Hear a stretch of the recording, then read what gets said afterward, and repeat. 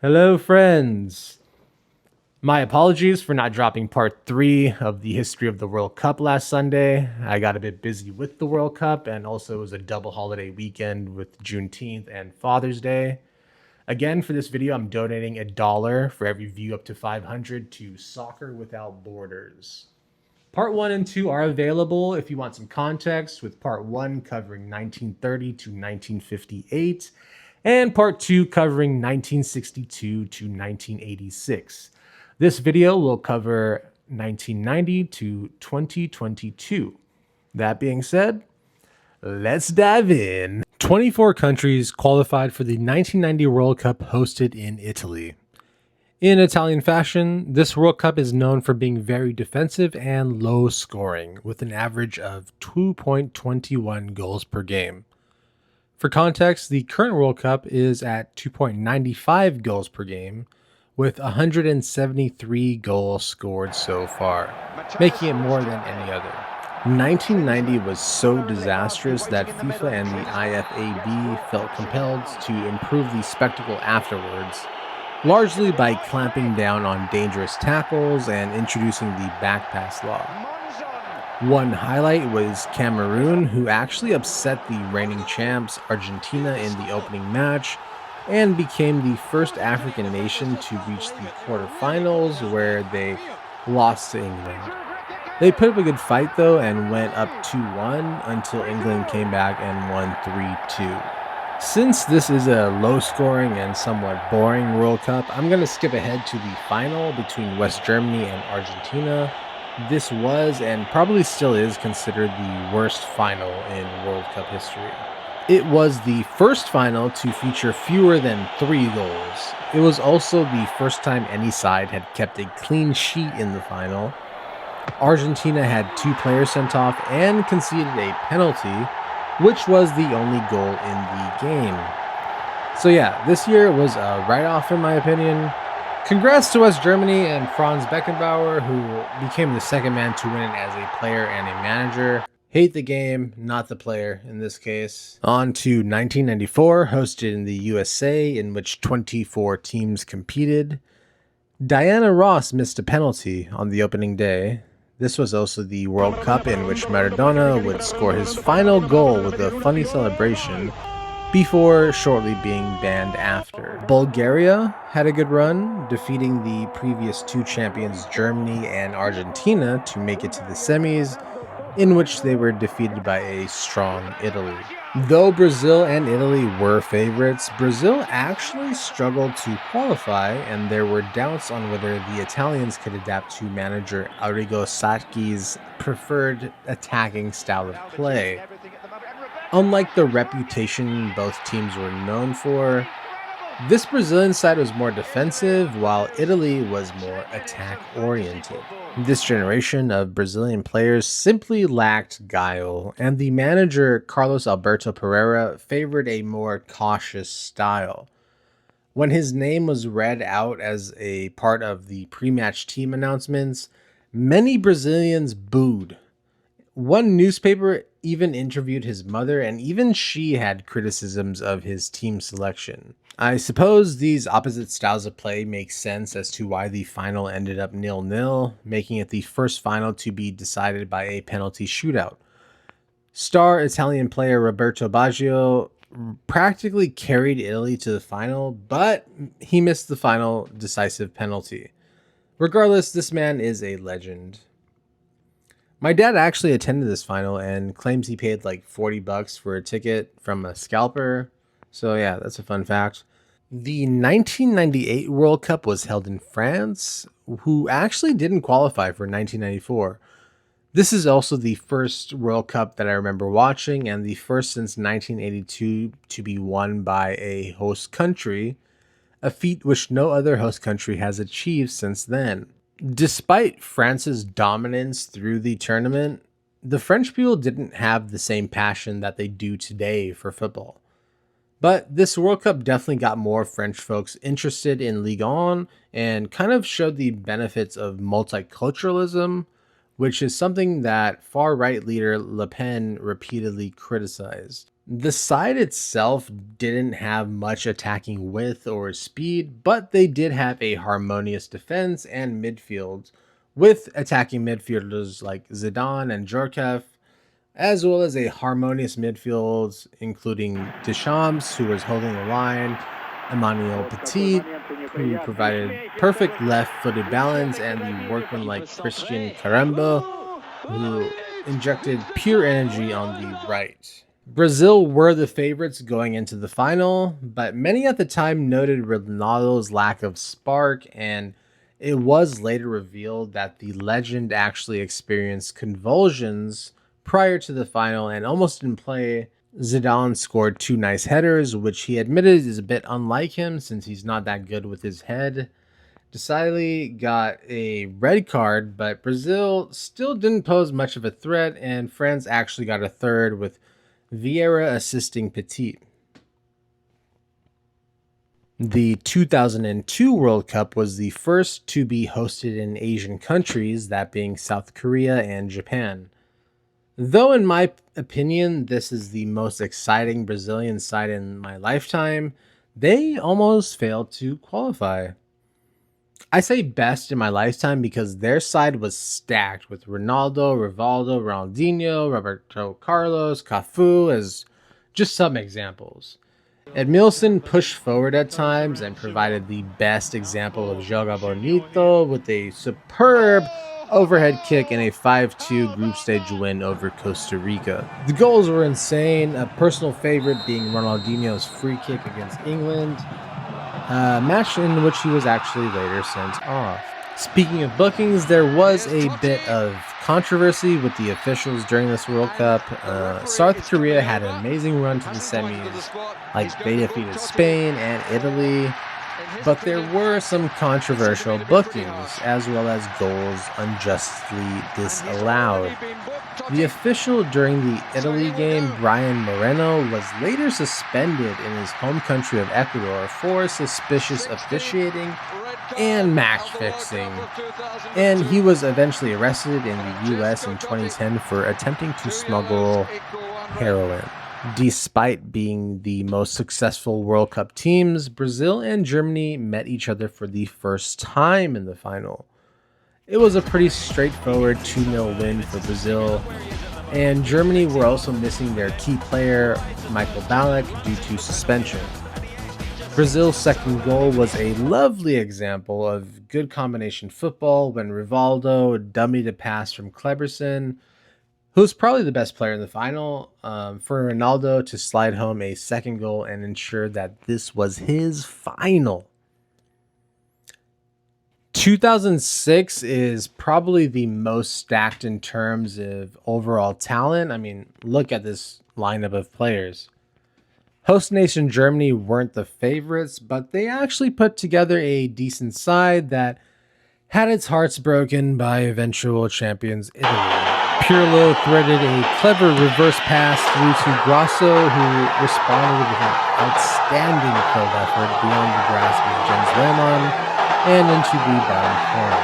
Pirlo was the star for Italy in this World Cup, but Cannavaro eventually went on to win the Ballon d'Or, which no other defender has since accomplished. Marcelo Lippi, the manager, knew how to use his players. He took no fewer than 6 forwards in his 23-man squad, and all of them scored in the tournament at the right moment. But if Pirlo was the star, then you'll know who is the villain. The final between France was actually a good match, other than the incident where Zidane stood on business. He scored a very sexy penalty after Materazzi fouled Florent Maluda, but Materazzi then scored shortly after. And then he provoked Zidane's final act by muttering some personal abuse to him. Zidane was sent off and never played another minute of professional football. That's a legendary way to go out, in my opinion. The final went to a nervy penalty shootout in which Juventus player Trezeguet was the only one to miss a penalty. I'm sure he was much more revered in Serie A for that. 2010 took place in South Africa, my home country. This was the first and only African country to host the World Cup, And it was something that many South Africans were very proud and loud about.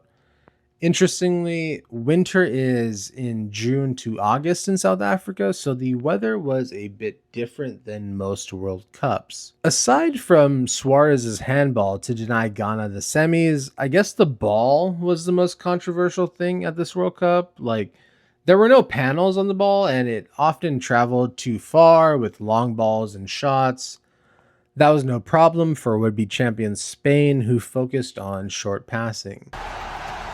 Coming off of success in the Euros 2 years prior, Spain actually lost 1-0 in their opening match against Switzerland.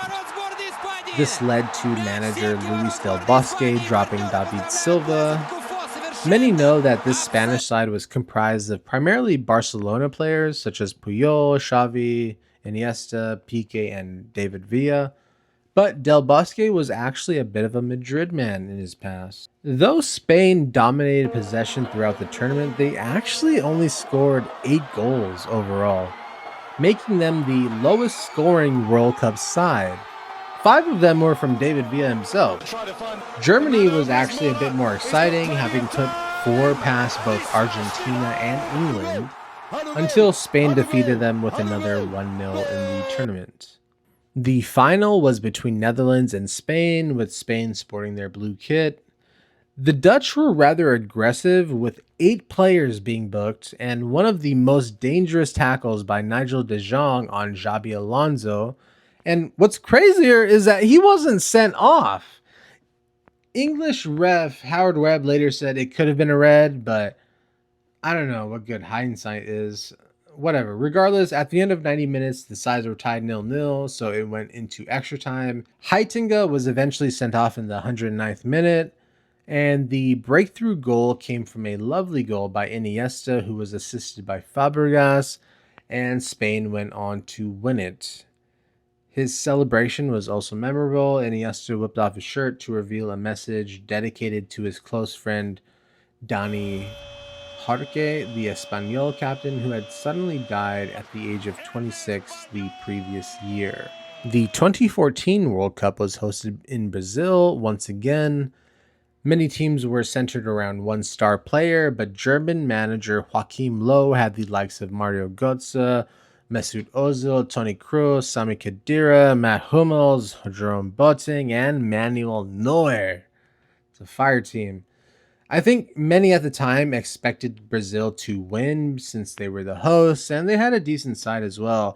But they were a part of one of the biggest upsets and blowouts in football history. Yes, the 7-1 that made many grown men cry. I'll get to that in a sec because I do want to acknowledge, though, that Algeria had made it to the knockout stage for the first time in their history. They played great, but lost in the round of 16 to Germany, who needed an amazing game from goalkeeper Neuer, who is still making great saves in the World Cup. Germany weren't even favorites in their match against Brazil because Brazil had dominated their previous opponents, but they were without defender Thiago Silva and starman Neymar. Anyway, I won't show much footage of that match, but it was 5-0 in 30 minutes. So, yeah, at least Brazil got a consolation goal in the 90th minute.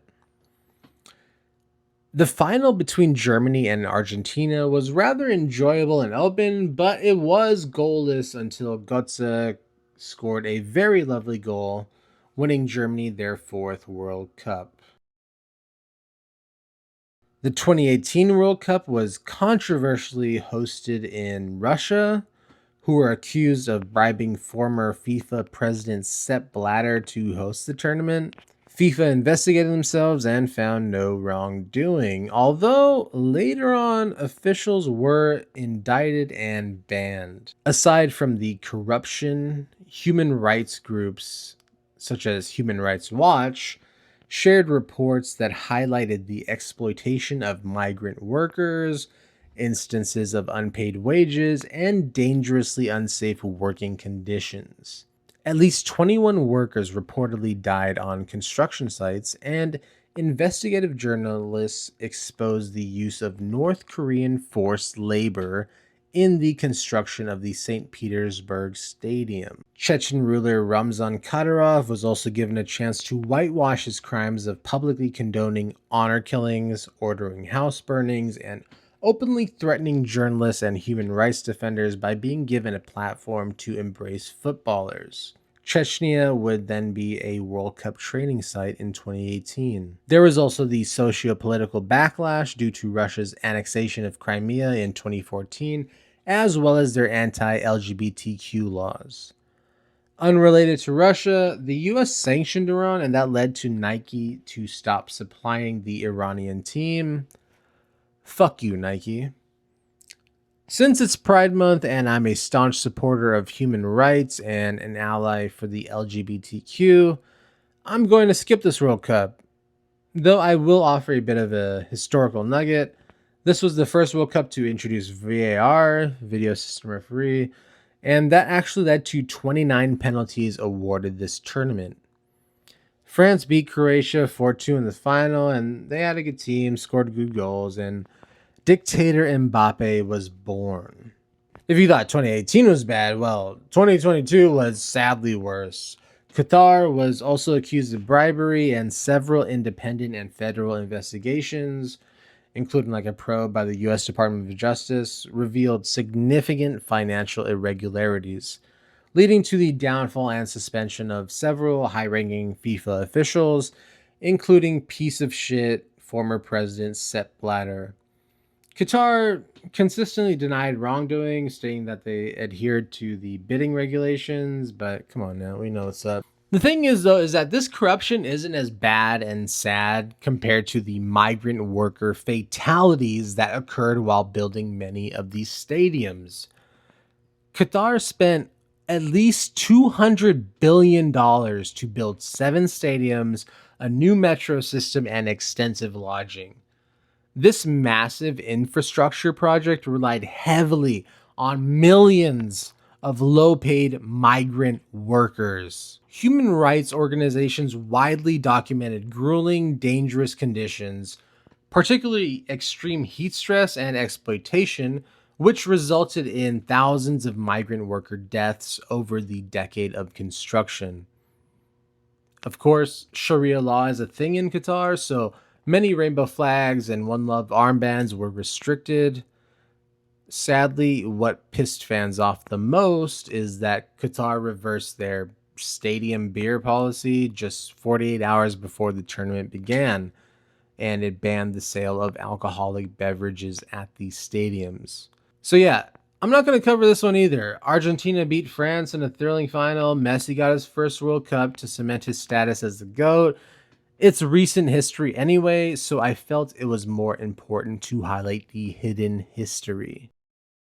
And yes, I do acknowledge my hypocrisy in covering the USA World Cup, which is a country who has a plethora of war crimes and imperialism, or even the World Cups in France and Italy, which are countries with the past of colonialism and fascism. However, in my opinion, the scale of immediate human exploitation, as well as the active reliance on forced labor to build infrastructure from scratch, and the overt state-sanctioned discrimination make these past 2 World Cups an entirely different story. Anyway, this series was the history of the World Cup from 1930 to 2022.